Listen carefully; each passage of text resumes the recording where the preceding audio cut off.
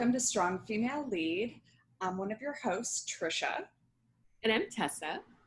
And here we are. On Strong Female Lead, we talk about Hollywood, media representation of women. Did this movie get it right? Is this the kind of female that, we want to be portrayed in media and we want to see in media? And that's a little bit of what we do. And how are you, Tessa? I'm good. Good. It's early on a Labor Day. When we're recording this. It's a beautiful day, though. Much better than yesterday. I'll take it. It's gorgeous. Is it the type of weather that makes you want to talk about this week's selection, 50 Shades of Grey? No. No, I feel like this movie should only be talked about in the cover of Night. Actually, or in gray weather. I don't know why. Or in gray weather. That was right there for us. So yeah, this week's selection is 50 Shades of Grey, which started out as fan fiction of Twilight. So we did Twilight last week. And now we're doing 50 Shades of Grey. And I have never watched these movies back to back, and watching them back to back was a total mindfuck. How's your mood? How was your mood during it? Annoyed. Mostly annoyed. I thought I'd seen this movie before, and I had not. And it was like 10 hours.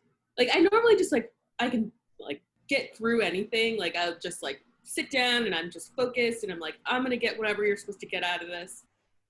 And 1 hour in, I was crying. I was in my apartment, silently crying, and I was like, how is there an hour left of this movie? Nothing is happening.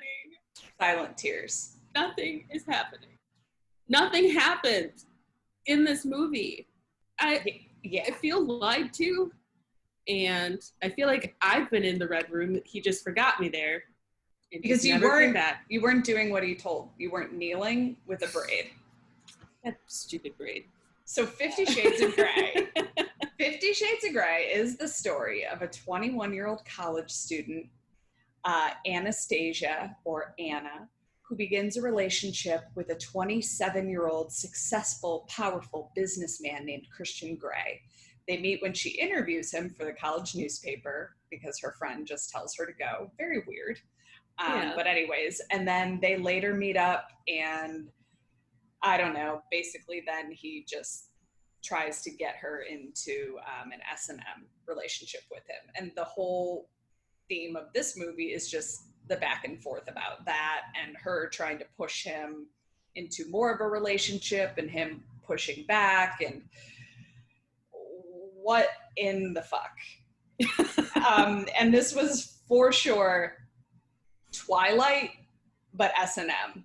The similarities and the, I knew it was fan fiction, but I didn't know that until after I'd seen them, and years later. Watching it, knowing it's fan fiction, I'm like, it's the same fucking movie. It's a full, it's a different setting, but the back and forth, the comments, the I'm dangerous, you don't want me, I'm not good for you, yes, I want you, no, the following, the stalking, the playing the piano, I'm like, what did I do? The only thing is they're adults, and I don't think it's necessarily, at least in this episode, as it's not, there's stalking, which I didn't like, but aside from that, the abuse isn't as apparent because, at least to me, because of the consent that is going on.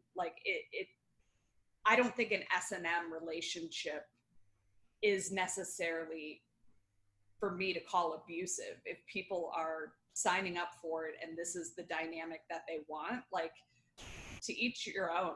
Sex is all sorts of things, and I am not here to judge it. Whatever works for you. But there were some elements that he crossed over before they actually signed the agreement. I don't even remember if she does, but the only thing that it was less difficult to watch for me than Twilight, because I'm like, these are adults. and they are doing the things. This isn't, and he can't tell her, like, she does have choices because he's not a supernatural creature. So, I mean, isn't he though? He's a billionaire. Yeah, I guess, but not as obvious as Edward, where it's like, well, all right, like, it isn't happening to her as much. She's making some decisions, but they're light decisions. I don't know. Yeah. What do you think? I felt like this one, 50 Shades, it felt more realistic, like how you would groom someone to say yes to certain things. And so this one, yeah, it felt more real. Like, because of the fantastic circumstances of Twilight, I feel like for me it was easier to glaze over the grooming of you saw it as grooming. Bella. Oh yeah, and this is grooming too. She's just like I would say she's aware to a point. Interesting. In the whole, it's the same, like, I hate everyone but you. Yeah. Love bomb. Love bombing. Same. And I'm like, and I would even argue that the power dynamic between Edward and Bella and Christian and Anna are the same. It's still power over. Like, yeah. If he was a regular guy, just like a regular business dude, and everything else happened the same way, I'd be like, okay, she has choices, but like, he is giving her cars and helicopter rides and love bombing and showing so much interest in this girl who is mousy. Full on. Really. Mousy. But she does make choices and she does push back at times. My biggest problem with this movie is that there is no plot. I thought to myself a very like disturbing thought when I woke up today, and I was like, oh my god, I think I like Twilight better than something. I think it happened. I think I like Twilight better than this. Only because everything about it, in my opinion, was like lukewarm. I was like, I think we're all of the age where porn is so oh my god, yeah, a part of everyone's lives that like everything you're seeing is very much like, if you for some reason don't have the internet but you do have Amazon Prime, I'd say this is close enough. But yeah, and I think it's just, I thought it was really weird to constantly be bringing up Christian's like abusive childhood as the catalyst for why he likes this type of play. I like what you like, but I was like, this is like saying every stripper is from an abusive home, or like something like that, or every sex worker was touched as a child. Like, I was like, not everyone who enjoys this type of play has a traumatic past. And I'm sure we'll get that out of Anna's character eventually, because she doesn't seem like she's like too opposed to it. No. She seems like she seems more surprised than offended by these interactions. She has never had sex. And I was like, that whole interaction was right. Like, when she said she hasn't, and it's like, and then he says, where have you been? And she's like, waiting. And I hate that waiting type of comment, like just waiting for the world to hit me, including this guy. And then when he's like uber turned on, and just, I was like, I hate that whole like fuck the virgin game. It just really creeps me out, and they did it in this one too, and I was just like, right. I mean, it only helped marginally that she was 21, and I was like, but this again seems like a dynamic that you'd find with somebody who's actually 18, and I would be surprised if she's written the same way in the book as she is in the movie. I would guess that they aged her up, and she actually is like 18 in the book. You know what? So I have to admit, I read the first book. I bring these movies and I'm like, these are so stupid. But I definitely read the first Twilight and read the first 50 Shades of Grey. And I don't remember her age. But she does seem very young. And even when she just trips into his office, I'm like, here we go. Here's Bella. Yeah. Like, dear Jesus, can these people not, does the woman not, like, she can't walk? Why is balance such a hard thing in the Pacific Northwest? Like, it's like, Does everyone have an inner ear thing? And why is it such a turn on? Right? Clumsy bitches be getting dude. I mean, they are like getting fucked. I have Clumsy to stop bitches. saying. I have to stop calling fictional characters bitch. It doesn't help. It doesn't help. Welcome to SFL bitches. Yeah. This is our pod. Yeah, it was weird. It was less cringeworthy to me, but now that you say it with the grooming and stuff, yeah, I'm kind of like, you know, they're adults and she says no at certain times, but there is definitely, he is showering her. Mm-hmm. I mean, but she still has the option to say no. Like if Bella said no, she might just die. Like there's none of that here. Why would you die? Because he'd eat her. He'd eat her. He'd suck her blood. Didn't he want to kill her? He told her like the first time they hung out that he wanted to murder her first. Oh. That might have been in the book. But he said like, I wanted to kill you. Oh, I don't doubt that. I don't know. I thought the grooming was really creepy. I'm like slightly concerned that this was so well received, or like oh my god, so well received. And I was like, how many? Like just from moment 500 million in the box office, more than Twilight. Yeah. Oh. I just like the part where he is talking to her when he's like originally like when they're in the office and he's like, which author made you love literature? And I was like, oh no, it's already too late. Like, don't answer the question. Stop answering questions from him. Stop. This to me was like already over the edge. I was like, he obviously has a type and he's asking her like, which type are you? Like, I'm sure he has a grooming program based off those 3 novels. Like he could be Darcy, he could be, I forget or Charlotte Bronte, so Heathcliff. You said Jane Austen, right? Yeah.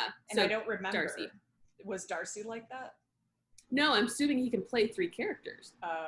And so she chose her character, or the man that she's looking for, you know, because he's also like, is she a romantic, or are you a romantic? And she's like, I'm a literature major. Of course I am.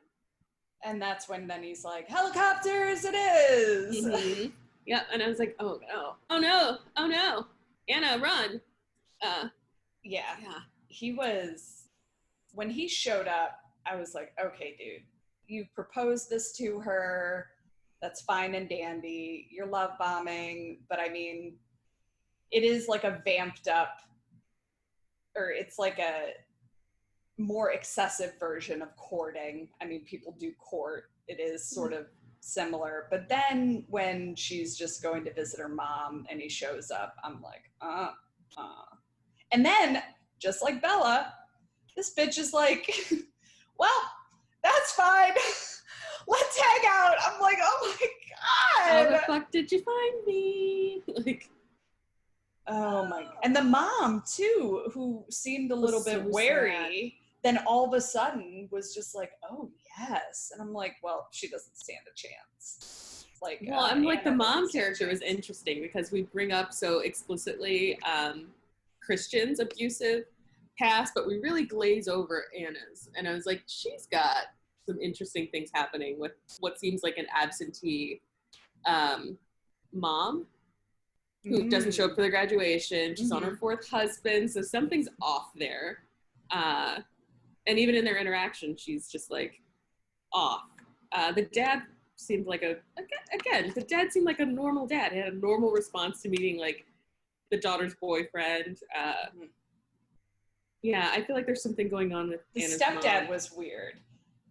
Because the whole conversation, which I don't remember how that was in the book, but with him being like, gazpacho, just give me salsa. And then he's like, you're lucky, I love you so much. It was just, I was like, who is this dude? Like, it was very kind of I mean, yeah, you can joke around like that, I guess, but it was like a put down.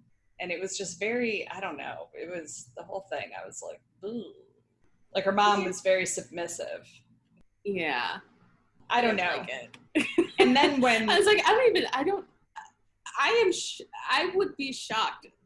I am shocked that this book went over as well as it did. I guess it shouldn't be, because if Twilight did well, why wouldn't this do well? This they is just what people actually want. gave you the sex. Like, is this what people want? I don't know what this says. I feel like this says so much about women, how women see themselves, how media portrays women, societal view of, like, society's view of women. I mean, it's as if, and this is nothing about the actual S&M relationship. It's the relationship outside of that you were talking about, like the grooming and the submission before she actually like decides to submit.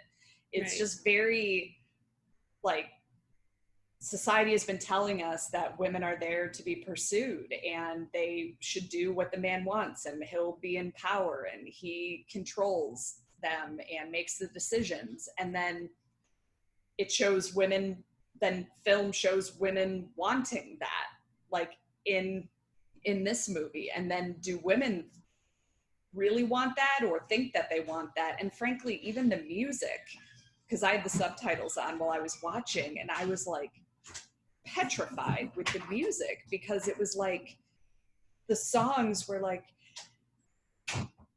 my head's spinning, I don't know what I'm thinking, like, make the decision. It was like real weird stuff like that, where I was just like, oh God, I am dying inside. It was just really, really, really bad.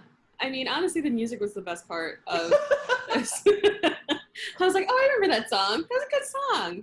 I remember all the songs. 2015. This was a good year. I like the Beyonce remix too. That was good. Making me crazy right now. You love me looking so crazy right now. Why is this happening? Just put Beyonce's music video up. Like, you don't need to make this like weird sexed up version. Her song is already sexy as fuck. Yeah.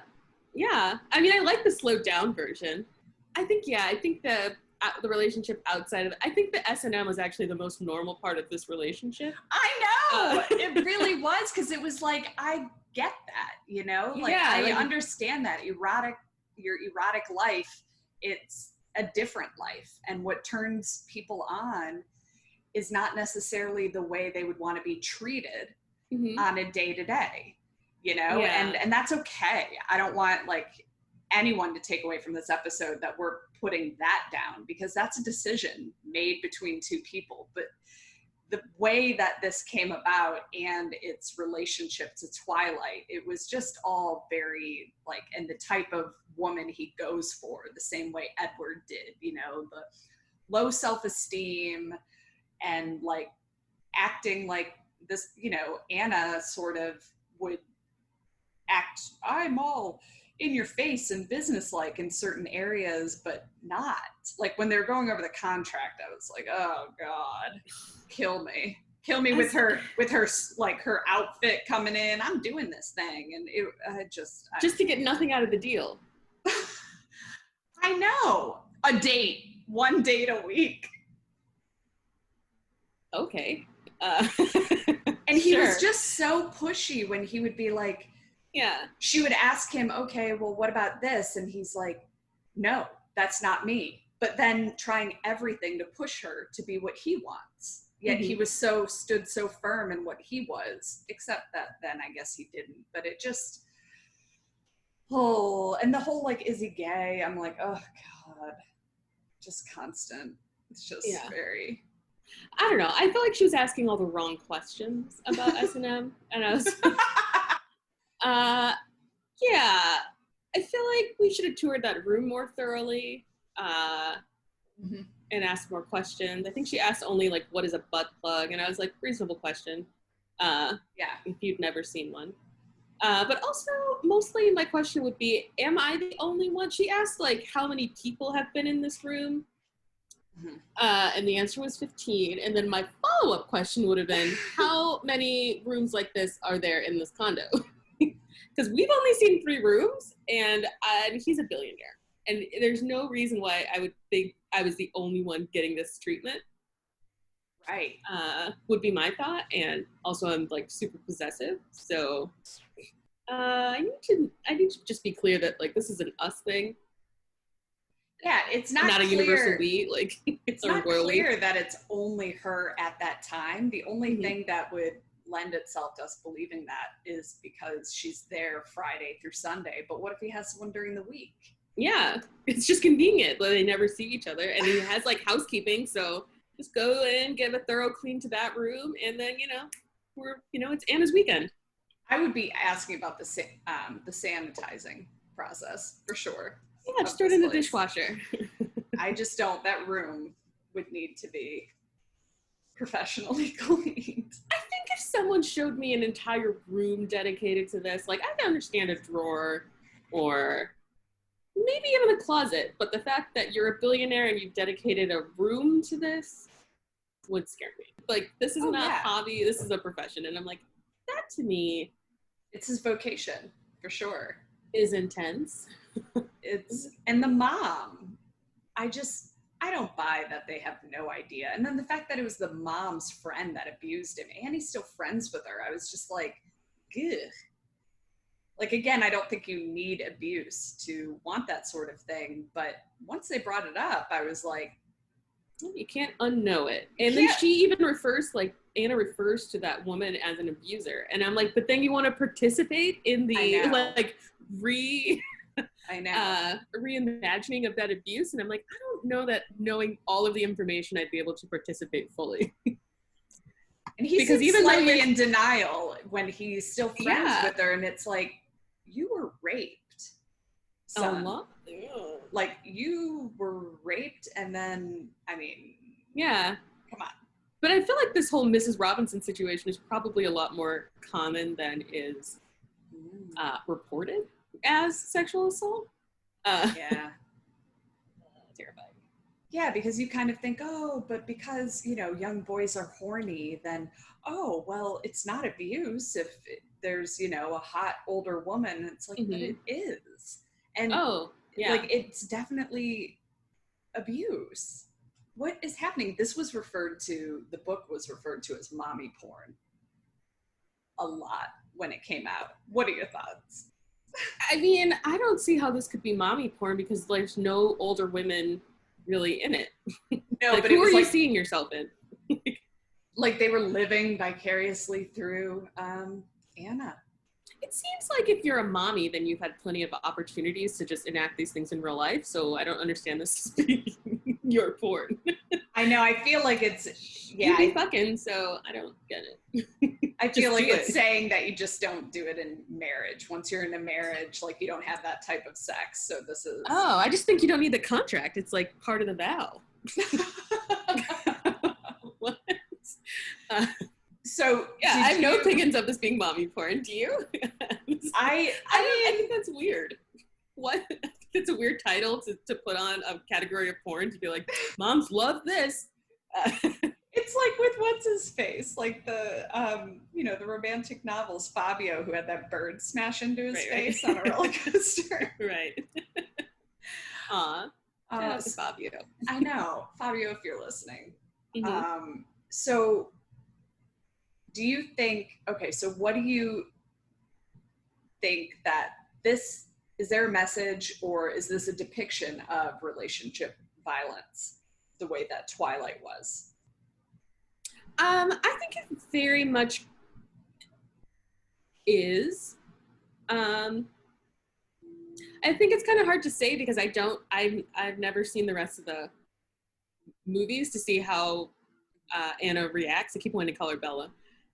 Reacts to because at the end of this movie she has some agency and she's just like, this isn't for me and I'm leaving, and she tells him a definite no that he listens to. And so it's like, god damn it, if Anna is an SFL, then the world means nothing.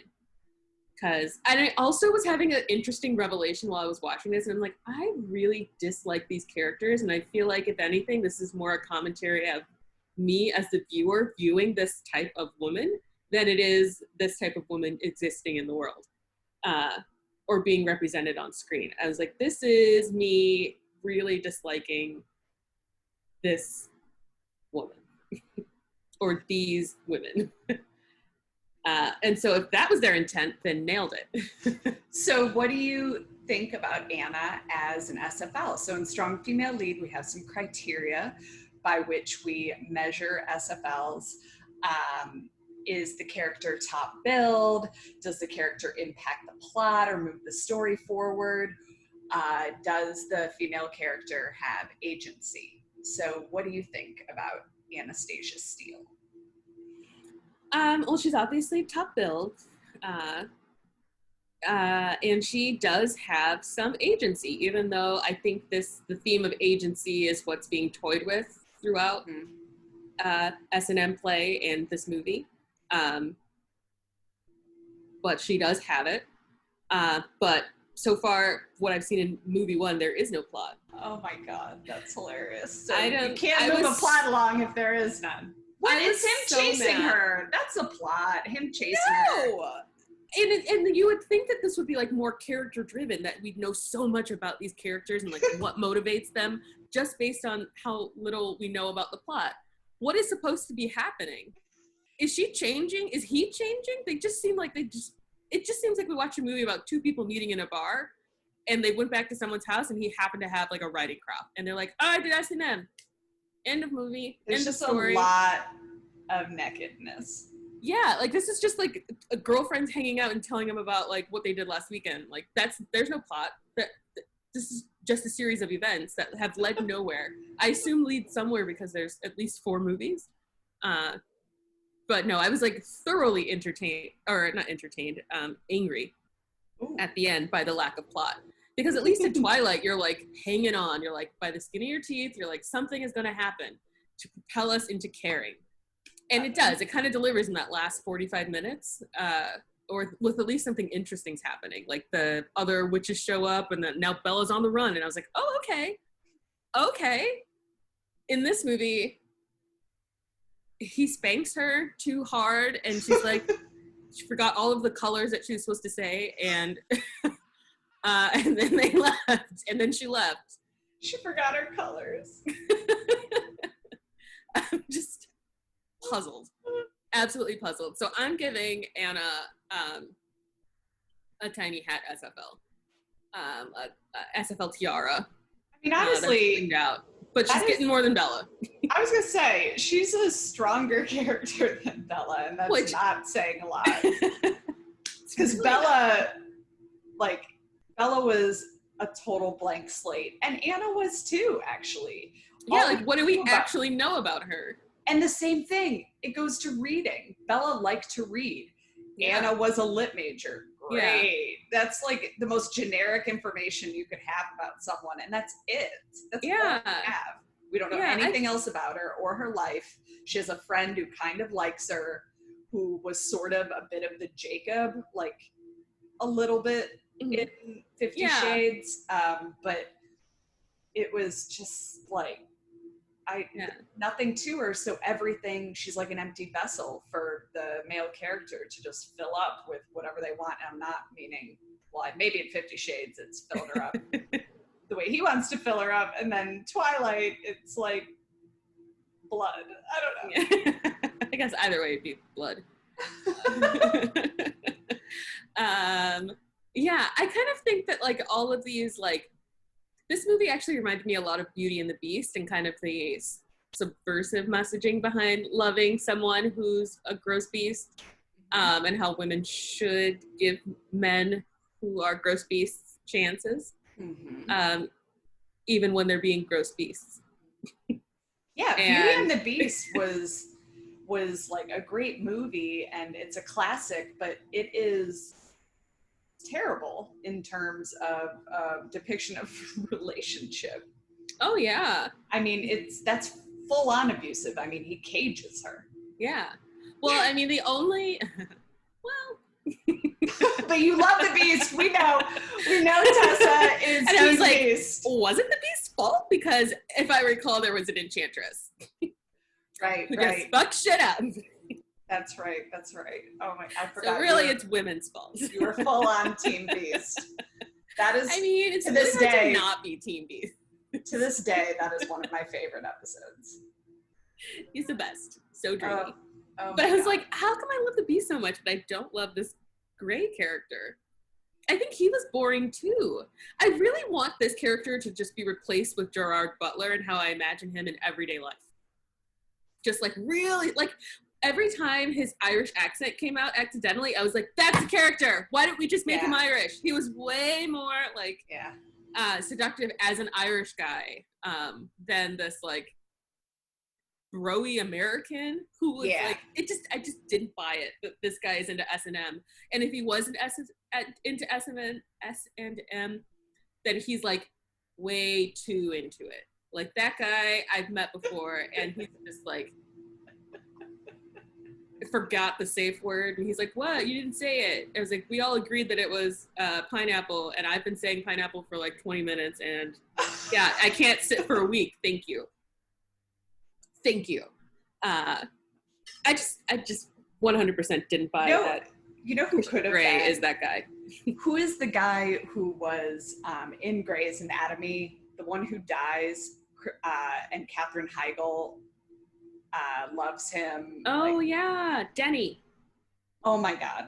He would have been a better Christian Grey. He's so beautiful and he's like uber masculine and just really, really attractive. I think he could have been a really good pick for this role. I even think like a Tom Hardy would have been a better choice for this role. Oh, just because that shit. He's filthy as fuck, and we would all question the stuff that he did in there just by the way he carries himself. Yeah, but I would believe it. Like this guy, I just didn't believe, and I think it's. I don't know. He was very. I just feel like I've met this guy before. I just feel like I've met this guy, and I'm like, you're not the guy. I will say though, if they had him, I mean, they wanted him to be this like rich billionaire, and he was kind of like a pretty boy. But this actor was also in a UK show called The Fall, and it had the girl Gillian Anderson. Have you ever seen that? Yeah, I've seen it.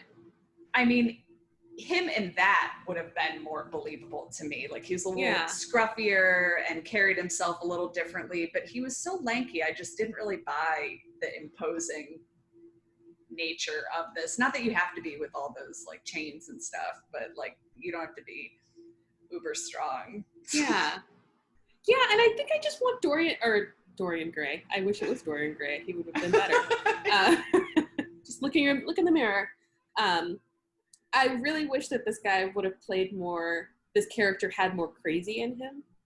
Yeah. Even though he knows very controlled. Yeah, it's very controlled, which to me, like, I want to see that mask slip more because I still don't buy that you're into S&M. I think he's so easily persuaded, in my opinion, to be in the relationship that Anna wants, or he so obviously wants it.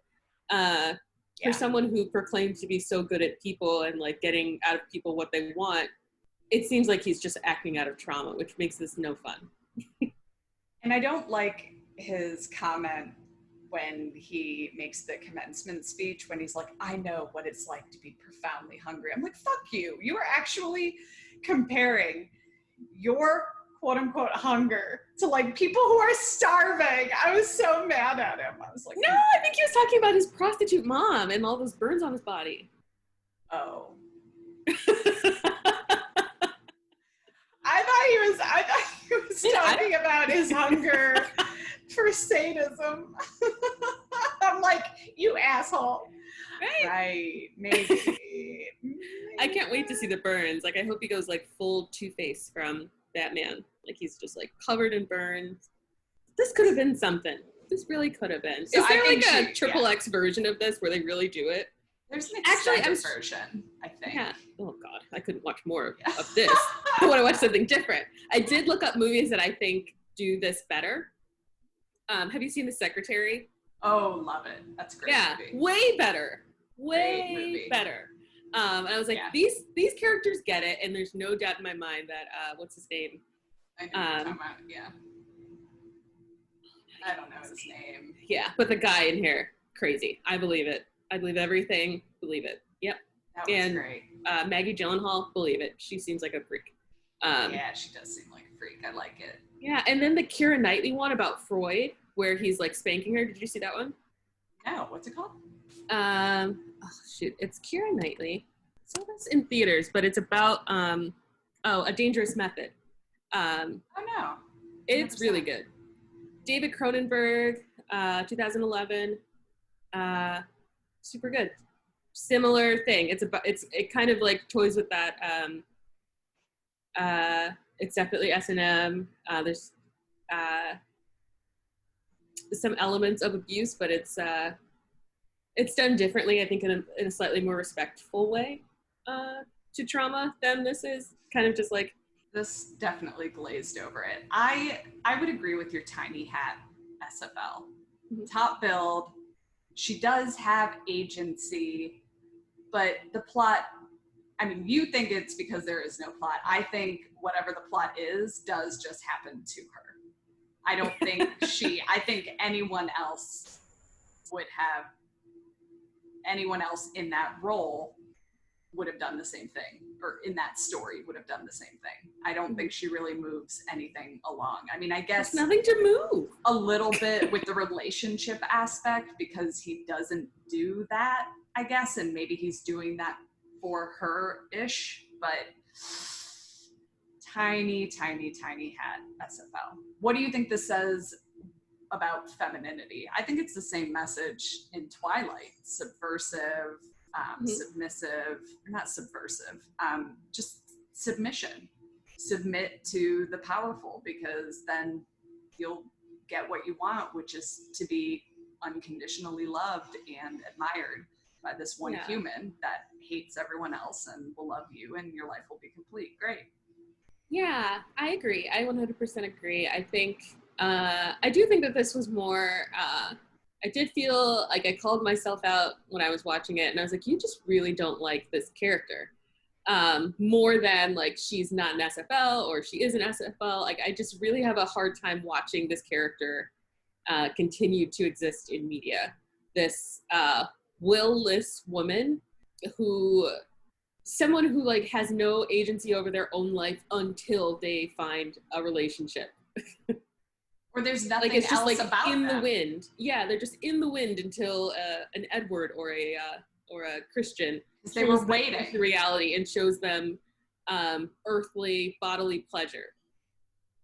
Yeah, they're just sitting there waiting. Yeah, and I'm like, this to me like is the same. Another problem that I have is this whole like, I'm 21 and I'm somehow like desperate for love, or younger and desperate for love, like interested in love, wanting love, but desperate for love at 21. Come on. Yeah. And the thing that women need to be protected, like in this and Twilight, it's like they've never known this woman before, but then all of a sudden when Edward knows Bella and Christian knows Anna, then they just can't be left to their own devices, because they'll just die. So like with Bella, same thing, when she wanted to go to a fucking bookstore. I think that's the only time you realize that she likes to read. And then with Anna, it's like when she goes and gets drunk, which she's obviously done before, like this is full on insane for him to be like, what? And then showing up there, and of course she's like out of her mind drunk, which didn't really make sense and I don't think was played very well. But they just need this protecting instantly. Like, you just can't be left alone. It's like, what the fuck? Right?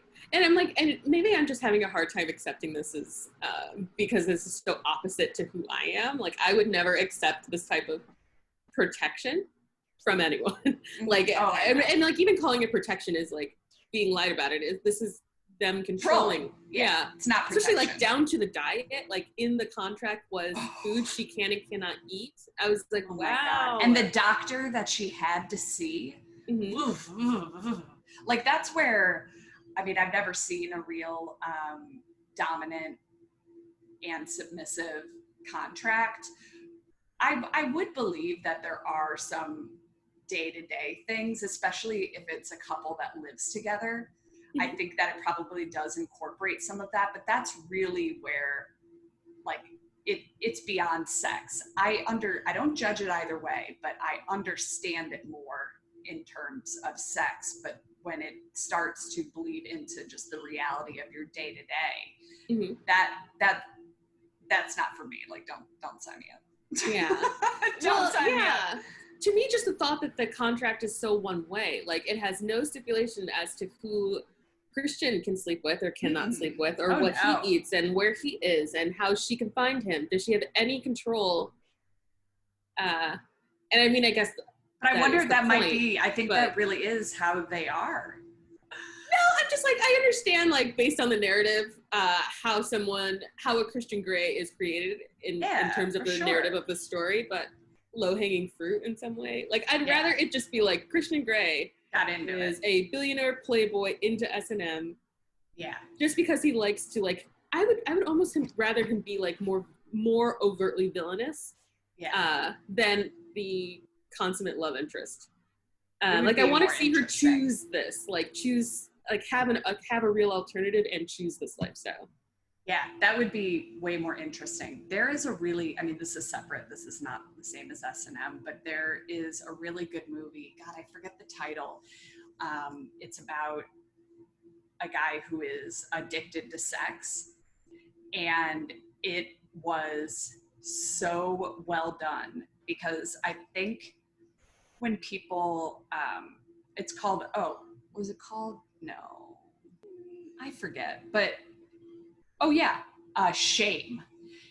It's called Shame, and it was definitely a raw depiction of sex addiction and how, like, it seemed to me like how it would actually be. It's not glamorous. You're not doing this with people that you're just having a lot of sex. You know, people throw that out a lot, like, oh, they're a sex addict. But like, this was someone who would try to make it happen anywhere with anyone if he could, because it was just as addictive as any other type of drug. And I feel like there's a less glamorous aspect to S&M as well that's just not being shown. You know, you're just not seeing a real portrayal of this, like what it would really look like for people. And I don't think it would necessarily, like, sex addiction seems terrifying, and S&M is something hopefully you're choosing, but it just, I don't know what I'm saying, but it was very weird. It was very weird, the whole movie.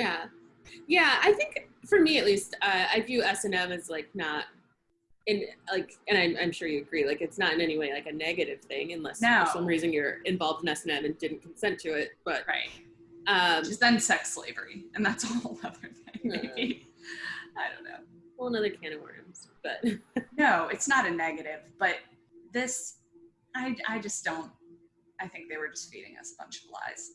Yeah, 50 Shades of Lies. Guys, so, I can't recommend. I'm gonna go ahead and give mine. What would you rate it? I'm honestly not gonna give this any stars. I think that if you are interested in this type of content, I would highly recommend like The Secretary or a dangerous method. I honestly think is what this movie meant to be. That. Yeah, I'll have to watch that. It's just so much smarter than this. But then again, if you do just want to turn your mind off and kind of just watch porn. Like, I cannot imagine a reason why you'd want to watch 50 Shades of Grey. So it's 0 stars. Sorry. Yeah, I'm going to give this, there's no story. It's a 0.5. And I think it's a 0.5 because it just is a movie. Yeah. It's just filmed, edited, and spliced together. Yeah, and the soundtrack. I'm gonna give a half star too for the soundtrack. There you go. There you go. If nothing else, just man, I guess you can't turn the dialogue off. Oh, just listen to the soundtrack. Yeah, just you get it. I mean, well, guys, that's it. There's nothing else for this. Yeah. Let us know what you think on social media. Are you a twihard, or are you more into 50 Shades? Do you think fan fiction? What's your favorite fanfic? Mine is Harry Potter. All of the Harry Potter sexy fan fictions. Oh, funny. That's where the that's nasty. The fun is. Yeah. Yeah. There's magic. Why wouldn't it be better? Yeah, there's no magic here. Yeah. Do you ever read fan fiction in real life? No, never. The only thing I've read is 50 Shades, I guess. Ooh. Yeah, I didn't even know what fan fiction was until after 50 Shades Grey came out. And then I was like, I thought it sort of seemed a little similar to something, but I wasn't sure. And then I read about it and then I was like, oh. I mean, but some fan fiction is really, I don't know the laws around it, but they'll use the actual dialogue. That's fascinating to me that you can get away with that and it just use the generic dialogue and put them in a different universe. Yeah, because how could you really police that? Like, you know, how do you trademark unless it was like Wingardium Leviosa, like, please tell me that's not from Harry Potter. Like, right. You know, something so iconically that thing, but like the dialogue from 50 Shades and Twilight is just like, it's so I'm not afraid of you. Right. You should be. You should be. Everyone I know you. I know you. I love books. Like, it's just very easy. I'm like, why didn't I do this and make a ton of money? It really seems like the way to go. Hell yeah. Speak to the author. Oh yeah. I know what she did. Well, guys, seriously, find us on social media. Let us know what you think. You know, suggest any movies, rate, review, subscribe. But on Instagram, we are at Strong Female Pod. Yes, and tweet at us. We're on Twitter at SFL_Chicago. And Tessa, did you live tweet this movie? I didn't, but I did write down all my thoughts, and you will be getting tweets about this movie when the week that it releases. Because we, you know, inside podcasting, we record 2 episodes at a time. So I didn't want to confuse you guys with having both Twilight and 50 Shades tweets. You'd be like, what's happening to her? Yeah. Doesn't she have friends? Yeah. And the answer to that question is no, I don't. It's the time of COVID, and no one will hang out with me. You're my friends. The movies, Christian Grey's your friend. Oh, God. Sad. I know. No. All right, guys. Well, until next time. Yes. Bye. Bye.